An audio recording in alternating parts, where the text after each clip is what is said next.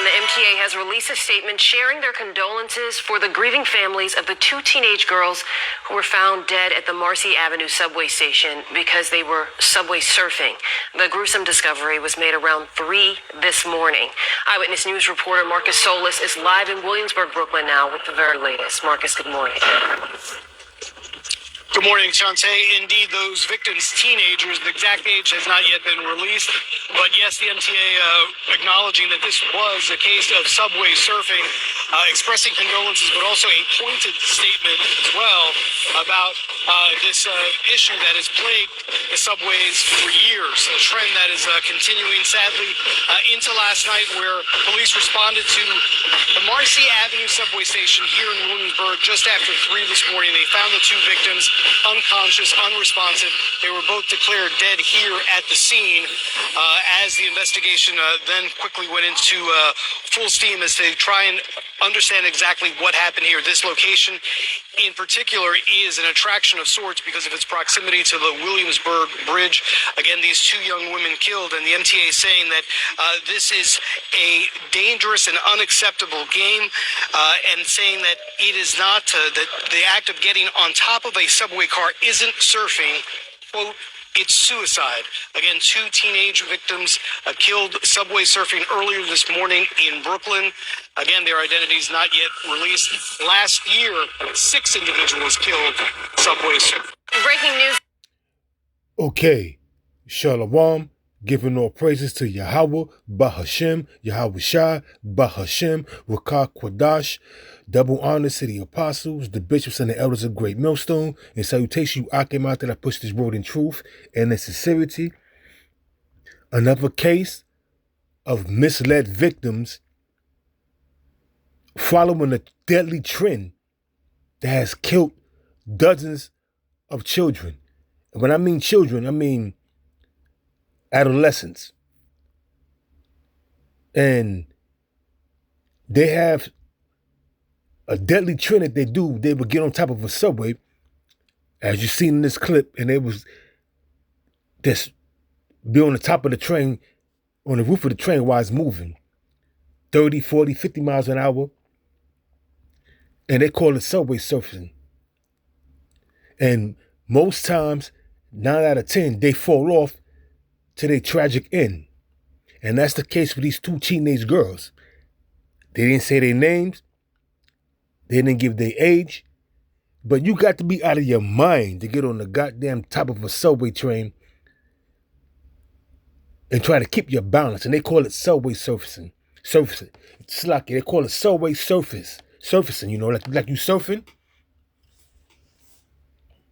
A deadly game that chances are is going to cost you your life. And the Lord put the Spirit on them to do that, because that was their judgment. That was their judgment. It's sad. I'm not mocking them. I'm not making a mockery of the incident that took place, but it's sad. Because you don't have the proper guidance to know that's very dangerous, and don't get on no goddamn subway car and surf. What they should do, the MTA, they should lock them doors where you can't go from car to car. So then you can't subway surf. But once again, that was judgment of Yahweh Ba'ashem Yahweh Shai upon them two teenage girls. This is 1 Samuel chapter 2, verse 6. The Lord killeth and maketh alive. He bringeth down to the grave and bringeth up. So ultimately, the Lord sanctioned their death. The Lord sanctioned their death, man. Whether you want to realize it or not, you wacky-tacky Christians would think that, oh, that was Satan. No. The Lord put the Spirit on them to do that, because that was his way of putting them to death. They weren't innocent.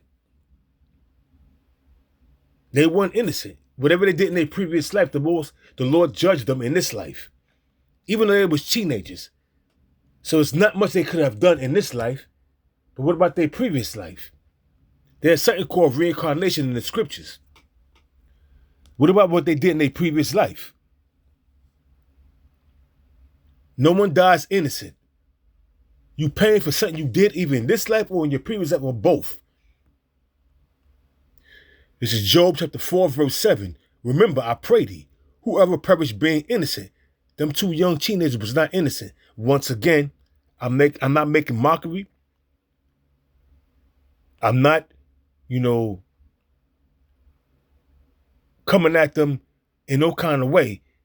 I'm just bringing at the point that something had to be wrong with you mentally to want to get on the subway, want to get on the car or, a train and climb up to the top of the roof and surf like you are invincible. You're going to lose your balance. You're going to fall to your death. Back in Job chapter 4, verse 7. Remember, I pray thee, whoever perished being innocent. They weren't innocent. Once again, they weren't innocent. It's something they have done in this life or in their previous life. Or where were the righteous cut off? Even as I have seen, they that plow iniquity, sin upon sin, and sow wickedness. Whatever you sow in life, you're going to reap it. They was too young to do anything wicked in this life. I mean, who knows? They were still young. They was teenagers, but who knows what they have done. Nowadays, you got to be, there's a lot of sick people out here, man. But I guarantee you it was something they did in their previous life. It says, or where were the righteous cut off? Even as I have seen, they that plow iniquity and sow wickedness reap the same. By the blast of God, they perish. By the blast of Yahweh, they perish. And by the breath of his nostrils are they consumed. And that's the bottom line, man. The Lord put the spirit on them to get on top of that roof of that subway, whatever train they was driving, whatever train they was riding on, and they fell to their death, which is sad. But that was their judgment. They shouldn't have been on the top of that subway. They should have more proper guidance. They should have known that that's a very dangerous game they're playing. Throughout the years, teenagers have surfed on the roof of a subway car, and they fell to their death multiple occasions. So why would you risk that?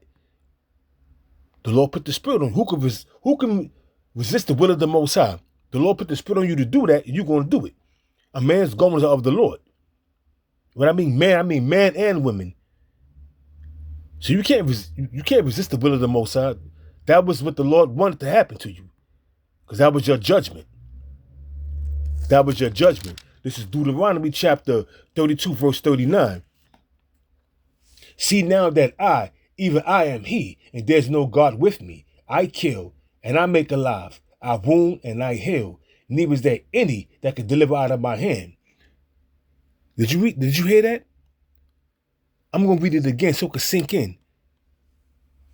See now that I, even I am he, and there's no God with me. No Jesus Christ, no Buddha, no Allah, no Kemet gods that you people out there claim to be your God. None of that. It's only Yahweh and his son Yahweh Shah. And they are the king of terrors. That's what the Apostle Gabal always bring out. They are the king of terrors. Yahweh is the king of terrors, and Yahweh Shah is the son of the king of terrors. And he's a dreadful power. Yahweh, why Yahweh Shah? It says, verse 40, for I lift my hand to heaven and say, I live forever. Verse 41, if I wet my glittering sword and my hand take hold on judgment, that was their judgment. The Lord put them to death in that fashion. I will render vengeance to my enemies and will reward them that hate me. Bottom line, man. Bottom line, the Most High put the spirit on them two girls to do that, so he could end their lives in that brutal, dramatic fashion. To the destroy of the families of them two teenage girls.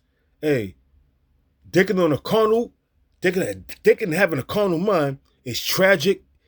You feel sorry for them, but thinking on a spiritual mind, you know that was judgment. And the Lord put that spirit on them to do that. Once again, on the carnal mind, the families of both children are grieving. How could this happen? Now they want to take a lawsuit out on the MTA. If they're going to do that, I don't know. But you can't, because you shouldn't be doing that in the first place. You should be disciplined enough not to do that. But sometimes, children these days are hard to communicate with, because they stuck in their ways, and they've been raised by a parent 10 years older than them, or 15 years older than them. A parent who has no discipline themselves.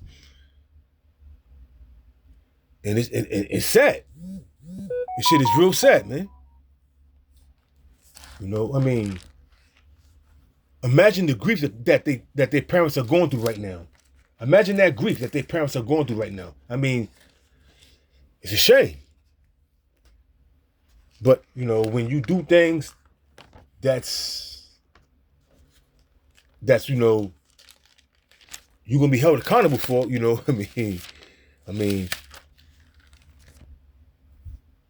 it's sad, man. That's all I can say. It's sad. This is Proverbs chapter 68, verse 20. More proof that the Most High do what he do. The Lord brings judgment.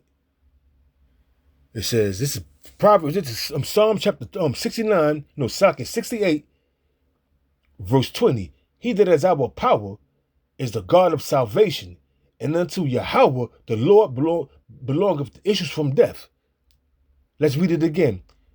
Psalms chapter 68, verse 20. He that is our God is the God of salvation, and unto Yahweh the Lord belong the issues from death. So the Lord sanctioned their death. The Lord sanctioned their death, man. The Lord put that spirit on them to do that. Thinking on the spiritual level, you know these things. But on the carnal level, people are heartbroken and sad and wondering why. The Lord directs a man's steps. That's why it happened. It's sad, and they should have known better, but like I said, the Most High directs a man's steps. This video is not to be made long and drawn out. I feel bad for the parents, but everything is of the Lord. So with that, I'm going to close out. I'm going to give all praises to Yahweh, Bahashem, Yahweh Shai, Bahashem, Wakak Kudash. Double honors once again to the apostles, the bishops, and the elders. And salutation you Akim after that pushes forward in truth and sincerity. And with that, I'm going to say Shalom.